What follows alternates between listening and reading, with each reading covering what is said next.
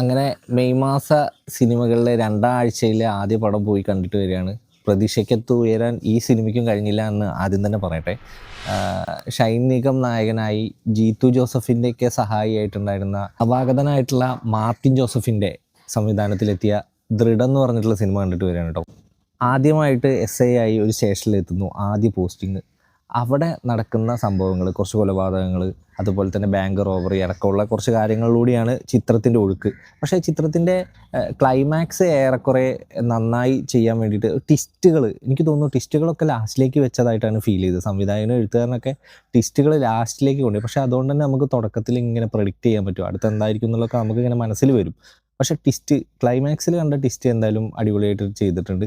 ആ സിനിമയിൽ ആകെ ഒരു എന്താ പറയുക, നമുക്കൊരു ഫീൽ ഗുഡ് കിട്ടുന്നത് ക്ലൈമാക്സ് ആയിരിക്കും എന്നുള്ള കാര്യത്തിൽ സംശയമൊന്നുമില്ല. നമ്മൾ കണ്ട് ശീലിച്ച കുറേ പോലീസ് കഥാപാത്രങ്ങളൊക്കെ ഉണ്ടാവുമല്ലേ, അത്തരത്തിലുള്ള ഒരു കഥാപാത്രമേ അല്ല. ചൊണയില്ലാത്തൊരു പോലീസുകാരൻ എന്ന് വേണമെങ്കിൽ നമുക്ക് പറയാം കേട്ടോ.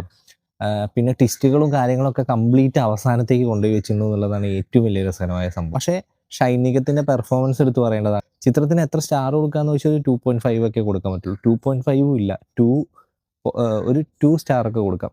128 മിനിറ്റാണ് സിനിമയെങ്കിലും നമുക്കിങ്ങനെ ഒരു 3 മണിക്കൂറൊക്കെ ഇരുന്ന കണ്ടൊരു ഫീലാണ് തോന്നുന്നത്. കാരണം ഷൈൻ നിഗത്തിൻ്റെ പ്രസൻസും കാര്യങ്ങളും കൊണ്ടൊക്കെ നമുക്ക് സിനിമ ഇങ്ങനെ ഇരുന്ന് കാണാനൊക്കെ പറ്റും. എങ്കിലും പക്ഷേ വല്ലാത്തൊരു വലിച്ചു നീട്ടലൊക്കെ ചിത്രത്തിൽ നമുക്ക് ഫീൽ ചെയ്യും. ഒരു പക്ഷേ ചിലപ്പോൾ ഇത് OTTയിൽ എത്തുന്ന സമയത്ത് നല്ല അടിപൊളിയായിരിക്കും കേട്ടോ.